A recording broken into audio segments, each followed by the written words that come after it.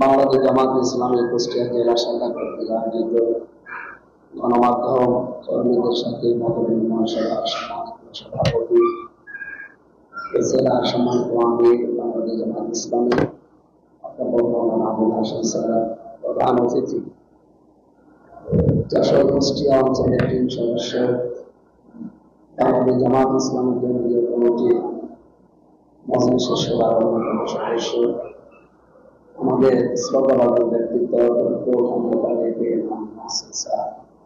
উপস্থিত আছেন হাজারো ছাত্র উস্তাদ, রাজনীতিবিদ অধ্যাপক ফরহাদ হোসেন স্যার, উপস্থিত আছেন কুষ্টিয়ায় 4টা আসন বাংলাদেশ জামাত ইসলামী মনোনীত যারা নমিন 3জনই এখানে উপস্থিত আছেন। জেলার সম্মানিত সেক্রেটারি আছেন অধ্যাপক শেজাউদ্দিন চৌধুরী ভাই, এবং আজকে যাদের নিয়ে এই আয়োজন সমাজের দর্পণ বলা হয়, আপনাদের আমরা দর্পণের ব্যাখ্যা শুনছিলাম যে সাদাকে সাদা, কালোকে কালো, এগুলো যেন দেখা যায় দর্পণ, আপনাদের পরিচয় যেন এটা হয়, আমরা সামনে এইটা চাই। এই পরিচয় যদি আপনারা দিতে পারেন, আমরা যাকে আদর্শ নেতা হিসাবে মানি মুহাম্মদ রাসূলুল্লাহ সাল্লাল্লাহু আলাইহি ওয়াসাল্লাম, তাকে আল্লাহ যে নাম দিয়ে দুনিয়ায় পাঠিয়েছিলেন তার নাম নবী। নবী শব্দের শাব্দিক অর্থ বলেন, জিজ্ঞাসা করলে আমরা সবাই অনেকে জানি। নবী মানে সংবাদ বাহক, সংবাদ যারা বহন করে তাদেরকে আমরা সাংবাদিক বলি। এই অর্থে নবী সাংবাদিক ছিলেন। আর আপনারা যেহেতু একেবারে ঘটে যাওয়া সংবাদগুলো সঙ্গে সঙ্গে দিতে চান, এটা নিয়ে আপনাদের সম্মানটা আরেকটু বেশি। আনিন না বাইলা উচিত কোরআনে কারিমে আছে, আল্লাহ বলেন, হে নবী আপনি ওই মহান সংবাদের কথা মানুষকে জানান। এখানে নাবাইল আসিম মানে ব্রেকিং নিউজ।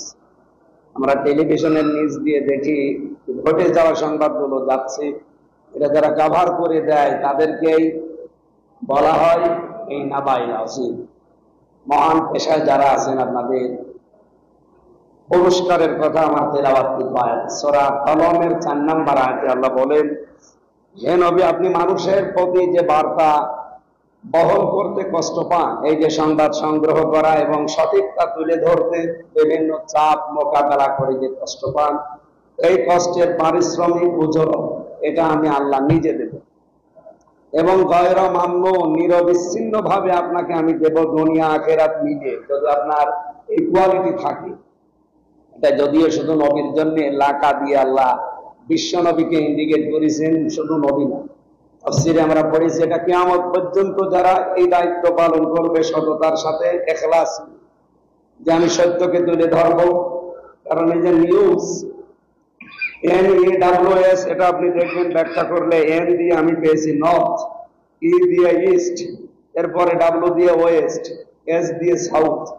আপনি তাম পৃথিবীর চারিদিকে তাকিয়ে দেখেন, এর ভেতরে আর কিছু বাকি নেই, সবগুলো এর ভেতরে এসে গেছে।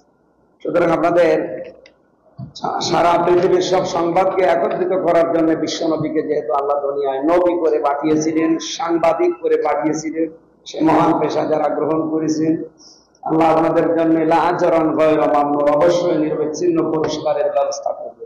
আমাকে যেহেতু বাংলাদেশ জামাত ইসলামী থেকে কুষ্টিয়া সদর আসনে নমিনি ঘোষণা দিয়েছি, আমি তো রাজনীতিতে নতুন, আপনারা জানেন। বাইরের জেলা এবং বিশ্বের বিভিন্ন দেশ মিলে যে পরিস্থিতি, কুষ্টিয়াতে ওই পরিস্থিতি এখনো আমার হয়। এলাকার ফকির ভিক্ষা পায় না, এরকম একটা কথা আছে না? কালকে আমি মেহেরপুরে ছিলাম, 1-1.5-2 লাখ মানুষ, অথচ কুষ্টিয়ায় আলোচনা করলে 10-15 হাজারের বেশি মানুষ তো আমি একই। এই জন্য বাইরে এবং বিশ্বের অন্যান্য দেশ মিলে যে পরিস্থিতি আল্লাহ দিয়েছি, কুষ্টিয়াতে ওইটা আমরা কাজে লাগাতে চাই। সবচাইতে বড় বিষয়, কুষ্টিয়াতে যে সমস্ত সরকারি প্রতিষ্ঠান আছে, এই প্রতিষ্ঠানগুলো জনবান্ধব গড়ে তোলা দরকার। মানুষ এখানে যদি ভয় পায়, এসপি অফিসে, থানাতে, এবং কি এই সিভিল সার্জন অফিস সহ কয়েকটা আমি ঢুকলাম, এখানে যেতে মানুষ, সাধারণ মানুষ বাইরে দেখি বসে থাকে, কাছুমাছু হই, ভয় পায়।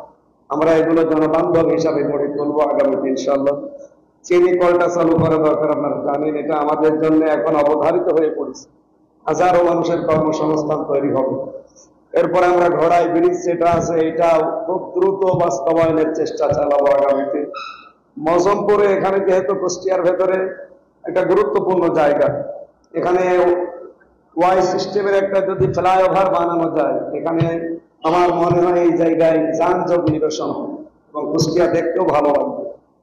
এরপরে চাউল শিল্পকে এটা আধুনিকায়ন করা লাগবে। বাংলাদেশের ভেতরে যে দুই জেলায় চাউল বেশি হয়, কুষ্টিয়ার এখানে আর ওদিকে নওগাঁ রাতরা, আমরা এই দুই জায়গার ভেতরে কুষ্টিয়াকে বাংলাদেশের টপ জায়গায় নিয়ে যেতে চাই ইনশাআল্লাহ।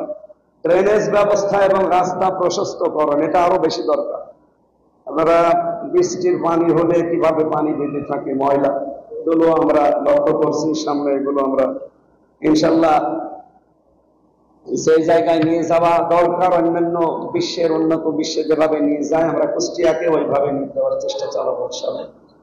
এদিকে রানাখড়িয়া থেকে একেবারে লালন ব্রিজ পর্যন্ত, তার মানে ওই যে রুমি ব্রিজ, মেহেদি রুমি ব্রিজ, এই নদীর ধারে, বাইরের দেশগুলোতে গেলে নদীর ধারে ঘুরলে মনটা আরো ফ্রেশ হয়ে যায়, আর আমাদের এই নদীর ধারে আসলে মন আরো কালো হয়। আমরা এখানে অন্তত একটা রাস্তা প্রশস্তকরণ দিয়ে কুষ্টিয়ার যানজট কমানোর চেষ্টা চালাবো।